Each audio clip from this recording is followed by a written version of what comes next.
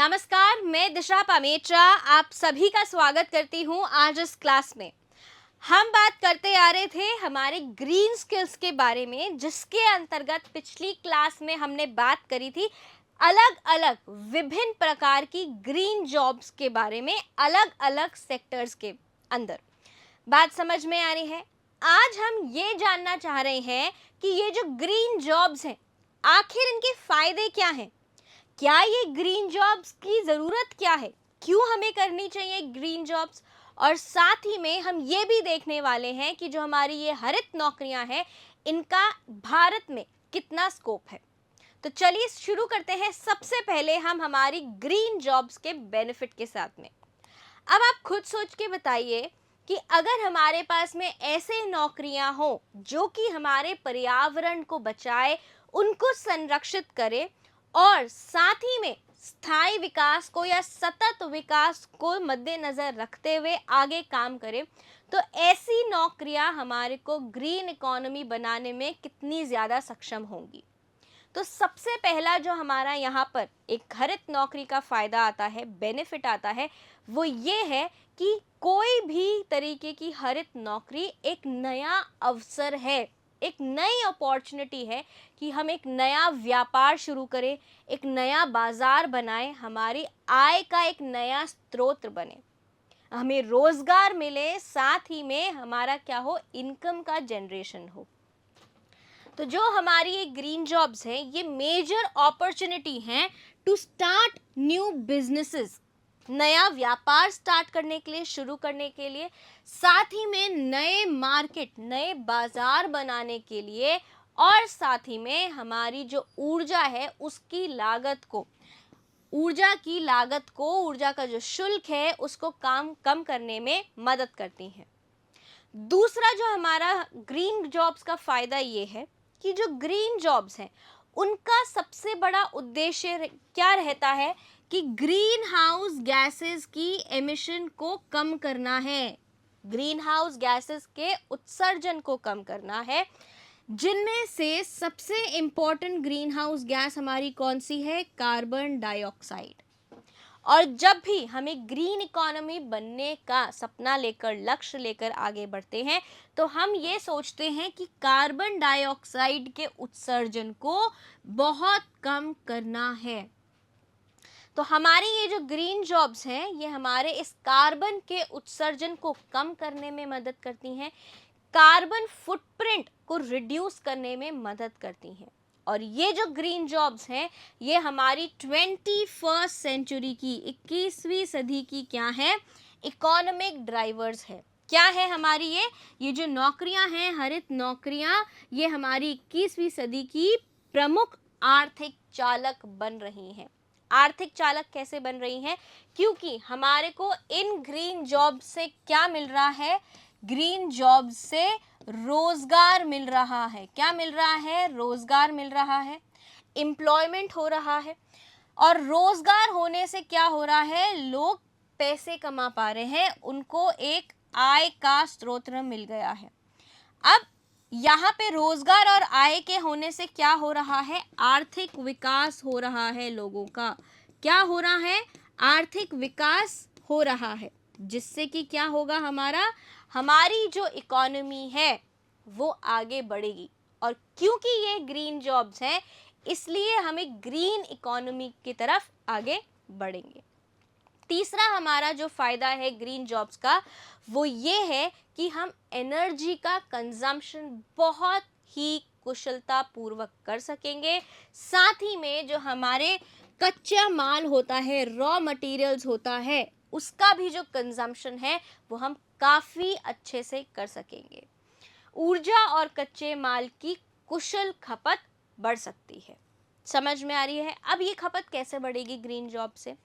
क्या होगा जब हम किसी भी एक युवा को ग्रीन जॉब के स्किल्स देंगे, तो हम उनको ये सिखाएंगे कि कैसे किसी भी कच्चे माल को या रॉ मटेरियल को बहुत अच्छी तरह से यूज़ करना है। मान लीजिए कि हम क्या कर रहे हैं, एक फॉरेस्ट से नेचुरल रिसोर्सेज को इकट्ठा कर रहे हैं। अब हम ये कहें कि फॉरेस्ट से हमें लकड़ी चाहिए, ठीक है, तो हमने उससे सारी लकड़ी ले ली, पर पीछे वेस्ट क्या बचा? काफ़ी सारा बायोमास बचा, काफ़ी सारे पत्ते, फल, फूल, ये सभी चीज़ें बची। और भी जो चीज़ें मिलती हैं जैसे कि शहद मिलता है, टैनिन्स मिलता है, हमने लकड़ी लकड़ी तो निकाल ली, बाकी सब वेस्ट कर दिया। लेकिन ग्रीन स्किल्स के अंदर युवा जनों को ये सिखाया जाएगा कि आपने जिन पेड़ों से लकड़ी ली है उनके ऊपर पत्ते भी थे, तो उसका उपयोग भी करें, फूल का उपयोग भी करें, फल का उपयोग भी करें। बात समझ में आ रही है? और इसका बहुत अच्छा एग्जाम्पल है हमारी महुआ इकोनॉमी, जिसके बारे में हम आगे भी चर्चा करेंगे। इस महुआ इकोनॉमी में क्या है? ये महुआ इकोनॉमी हमारे मध्य प्रदेश, झारखंड, छत्तीसगढ़, महाराष्ट्र, इन सभी क्षेत्रों के जो जंगल हैं वहाँ पर है ये महुआ इकोनॉमी। अब इन सभी जो ये राज्य हैं इनके जंगलों में रहती है गोंड और बाइगा ट्राइब्स, जो कि उन जंगलों में होने वाले महुआ के पेड़ों के प्रोडक्ट्स को बेचते हैं। उनसे अलग अलग प्रकार की खाने की चीज़ें, पत्तल जैसे चीज़ें बनाते हैं और उनको वन विभाग को बेचकर क्या करते हैं? अपने लिए एक रोजगार और साथ ही में आय कमाते हैं, जिससे कि उनका आर्थिक विकास होता है। अब ये क्या करते हैं? ये जो ट्राइब्स है, हमारी जनजातियां हैं, ये क्या करते हैं? महुआ के पेड़ के पत्तों से ये पत्तल बनाते हैं, दोने बनाते हैं। उसके फूलों से ये सब्जी, हलवा, लड्डू, खीर ये सब बनाते हैं। उसके फलों से वो एक तरीका का तेल बनाते हैं जिसको जैव ईंधन, बायोफ्यूल की तरह यूज़ किया जाता है। साथ ही में उस महुआ के फल में काफ़ी सारे औषधीय गुण भी होते हैं, मेडिसिनल प्रॉपर्टीज़ भी होती हैं, जिसको वो किसी भी तरीके के मेडिकल इशू के लिए यूज़ करते हैं। साथ ही में क्या होता है? हमारे यहाँ पर ये जो फल और फूल है, ये महुआ इकोनॉमी क्या करती है, ये जो ट्राइब्स क्या करते हैं, इन फल फूल को और इनसे बने हुए स्क्वॉशेस को, जैम्स को ये वन विभाग को बेच देती हैं, जिससे इनको क्या मिलती है? आय मिलती है, और जिससे इनका क्या होता है? आर्थिक विकास होता है। तो अब इन्होंने क्या किया? इन्होंने नॉन वुड प्रोडक्ट्स, जो लकड़ी थी वो तो बेच दी, लेकिन उस पेड़ से उतरने वाला हर सामान, चाहे वो पत्ता हो, चाहे वो फल हो, फूल हो, उसको अच्छे तरीके से उपयोग किया। इसे कहते हैं हम, हमारा कि कुशल खपत बढ़े। किसकी कुशल खपत बढ़े? हमारी एनर्जी की, ऊर्जा की और हमारे कच्चे माल की। अब यहाँ पर हम बात करते हैं कि आखिर ये जो हमारी हरित नौकरियां हैं, इनकी क्या ज़रूरत है, क्या इनकी इम्पोर्टेंस है? क्या हम अगर हरित नौकरियां ना बनाएं तो क्या हमारी इकोनॉमी ग्रीन इकोनॉमी बन सकती है? नहीं बन सकती है। ग्रीन इकोनॉमी का मतलब ही यही है कि हमारा आर्थिक विकास के साथ साथ पर्यावरण भी संरक्षित रहे। तो हमारी जो ये इम्पोर्टेंस है, जो ज़रूरत है ग्रीन जॉब्स की, सबसे पहली ज़रूरत है हमारे ग्रीन हाउस गैसेस के उत्सर्जन को कम करना, सीमित करना। अब ये कैसे हो सकता है? Green house gases, carbon dioxide, methane, nitrogen oxides, ये कहाँ से आते हैं? ये हमारे फॉसिल फ्यूल्स को बर्न करने से आते हैं। अब अगर हम इन फॉसिल फ्यूल्स पे अपनी निर्भरता को कम कर दें, तो क्या हमारा ग्रीन हाउस गैसेस का उत्सर्जन कम हो जाएगा? बिल्कुल हो जाएगा। और फॉसिल फ्यूल्स के बदले हम किसको यूज़ करना स्टार्ट कर दें? रीन्यूएबल एनर्जी का इस्तेमाल करना, उपयोग करना स्टार्ट कर दे। जैसे कि यहाँ पर एक एग्जाम्पल आपको दे रखा है, हमारा कंप्रेस्ड नेचुरल गैस, जिसको काफ परिवहन में पेट्रोल और डीजल के बदले इस्तेमाल किया जाता है। संपीड़ित नेचुरल गैस, संपीड़ित प्राकृतिक गैस। बात समझ में आ रही है? तो हम इमिशन कैसे रिड्यूस कर सकते हैं, जल्दी से देखते हैं। जो लोग हैं वो काम कर रहे हैं टुवर्ड्स, किसके प्रति काम कर रहे हैं? Reducing the use of fossil fuels. अगर हमारे को इनकी तो देखो ज़रूरत है, पेट्रोल की ज़रूरत है, डीजल की ज़रूरत है, अब अगर हमको इनसे हटके किसी ग्रीन एनर्जी पे जाना है तो कुछ तो चाहिए होगा ना जो कि ग्रीन हाउस गैस को कम एमिट करे। तो वो यहाँ पर क्या होगा, वो होगा हमारा कंप्रेस्ड नेचुरल गैस। और साथ ही में हम क्या करते हैं, हमारी solar energy, wind energy, hydro electric energy, tidal energy, ये सारी एनर्जियाँ कैसी हैं, ये सारी ऊर्जा हमारी ग्रीन हाउस गैसेस के उत्सर्जन को कम करती हैं। क्या करती हैं, ग्रीन हाउस गैस के उत्सर्जन को कम करती हैं। ये तो हुआ हमारा पहला फायदा। अब हम बात करेंगे हमारे दूसरे फायदे की, जो कि है कि जितना भी कचरा जनरेट हो रहा है, जितना भी प्रदूषण हो रहा है, पॉल्यूशन हो रहा है, उसको हमें कम करना है। सबसे बड़ा प्रॉब्लम क्या है, हमारा वेस्ट जनरेशन, अपशिष्ट हमारा बहुत ज़्यादा हो रहा है। तो यहाँ पर जितनी भी मैन्युफैक्चरिंग कंपनीज हैं, जहाँ पर नया नया निर्माण हो रहा है, सबसे ज़्यादा वेस्ट प्रोडक्शन वहीं होएगा। जहाँ कोई भी नई चीज़ बन रही है, या आप भी कभी क्राफ्ट के मटेरियल में एक नई चीज़ बनाते हो तो कचरा तो पैदा होता ही है ना। लेकिन हम क्या कोशिश करते हैं कि उस कचरे से कुछ हम नया बना सकें। तो बहुत सारे मैन्युफैक्चरिंग प्लांट्स में और फैक्ट्रीज में जो वहाँ के अधिकारी होते हैं, मैन्युफैक्चरर्स होते हैं, वो ये सुनिश्चित करते हैं कि सबसे जो प्रदूषण है वो कम से कम हो, और जो हमारा वेस्ट जनरेशन हो वो भी क्या हो, कम से कम हो। हर कदम पे वेस्ट जनरेशन को कम किया जा सके। ठीक है, तो सबसे पहला जो केस हम यहाँ पे लेने वाले हैं, वो हम लेने वाले हैं पेपर मिल्स का। किसका लेने वाले हैं, पेपर मिल्स का। अब पेपर आपने देखा होगा, ऐसे रोल बन के आते हैं पेपर के, क्या होते हैं, ऐसे बड़े बड़े पेपर के रोल्स बन के आते हैं। अब कई बार क्या होता है, ये जो पेपर रोल्स होते हैं ये डैमेज हो जाते हैं, ये क्या हो जाते हैं, ये खराब हो जाते हैं, क्षतिग्रस्त हो जाते हैं। तो इन पेपर रोल्स को फेंक देने की बजाय, क्योंकि फेंकने से क्या होगा, हमने पढ़ा था कि अगर आपने कोई चीज़ फेंक दी बिना सोचे समझे तो आप उसको वापस इस्तेमाल नहीं कर सकते। तो इसको फेंकने की बजाय यहाँ पर क्या किया जाता है, इसको प्रोडक्शन के बिगिनिंग में, इनिशियल स्टेज पे डाल दिया जाता है। कहाँ डाल दिया जाता है, उत्पादन लाइन जो है उसी के स्टार्टिंग में भेज दिया जाता है, एट द अर्ली स्टेप्स, या फिर at the initial steps of production, initial steps of production. जो हमारी उत्पादन लाइन की क्या है, उत्पादन लाइन की शुरुआत में वापस भेज दिया जाता है, और उन्हें रॉ मटेरियल्स की तरह, कच्चे माल की तरह वापस से उपयोग में ले लिया जाता है। रॉ मटेरियल की तरह इनको वापस से यूज कर लिया जाता है, जिससे क्या हुआ, हमारा यहाँ पर जो वेस्ट का जनरेशन था वो कम हो गया। दूसरा हम यहाँ पर बात करेंगे हमारी प्लास्टिक के बारे में। तो अब जब प्लास्टिक बनता है तो उसके काफ़ी सारे टुकड़े गिरते हैं, ऑफ कट्स गिरते हैं, स्क्रैप गिरता है।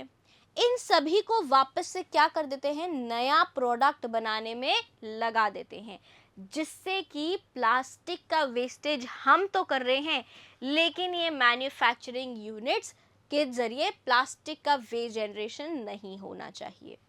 तो मैन्युफैक्चर ऑफ प्लास्टिक आइटम्स में क्या होता है, काफ़ी सारे ऑफ कट्स होते हैं, स्क्रैप होते हैं, जिनको वापस से नया प्रोडक्ट बनाने में, नया उत्पाद बनाने में शामिल कर लिया जाता है। ये बात हो गई कि कैसे हमने कचरे के जनरेशन को कम किया। दूसरे तरीके से हम क्या कर सकते हैं, दूसरा तरीका ये है कि हम कोई भी प्रोडक्ट जो हम बना रहे हैं या कंपनी से बन के आ रहा है, उसकी अच्छी गुणवत्ता को इंश्योर करें। अगर हमने ये देख लिया कि क्वालिटी अच्छी है या नहीं, तो हमारा जो रिजेक्टेड माल है वो कम हो जाएगा। आपको पता है जब बहुत ज़्यादा क्या होता है, उत्पादन होता है, तो उसमें लास्ट में क्वालिटी कंट्रोल होता है। ठीक है, क्वालिटी कंट्रोल की चेकिंग में क्या होता है, जो माल खराब होता है, जिसकी गुणवत्ता खराब होती है, उसको रिजेक्ट कर दिया जाता है। तो वो जो रिजेक्टेड माल है, या तो वो सस्ते में बेच दिया जाता है, या फिर वो उसको कचरे में वापस डाल दिया जाता है। अब अगर हम जो हमारे प्रोडक्शन के बिगिनिंग है, इनिशिएशन है, शुरुआत है, उसी में ही, शुरुआत में ही अगर हम प्रोडक्ट की क्वालिटी के ध्यान दें, उसको निगरानी में रखें, तो हमारा जो वेस्ट जनरेशन होगा वो कम होगा। अगर हमारे जो क्वालिटी है प्रोडक्ट्स की उसको मेंटेन किया जाए तो हमारे रिजेक्टेड प्रोडक्ट्स जो होंगे उनमें कमी आएगी। और ये हमें कब करना है? ये हमें शुरुआती जो प्रोसेस है, प्रक्रिया है, उसी में ही करना है।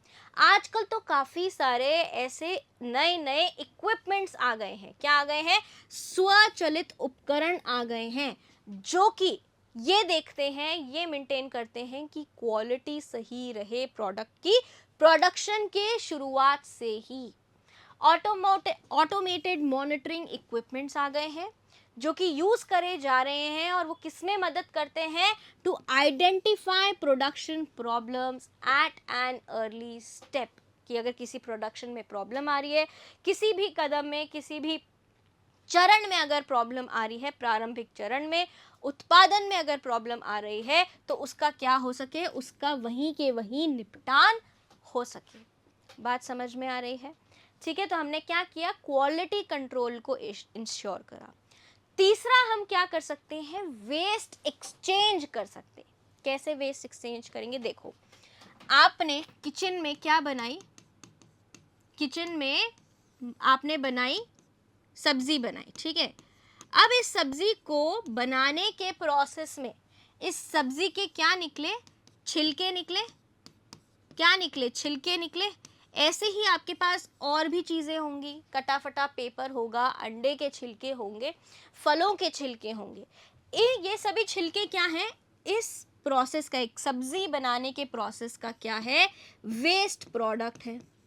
अब इस वेस्ट प्रोडक्ट को हमें एक नए प्रोडक्ट में बदलना है, यानी कि इस वेस्ट को एक दूसरे प्रोसेस के लिए क्या बना देना है?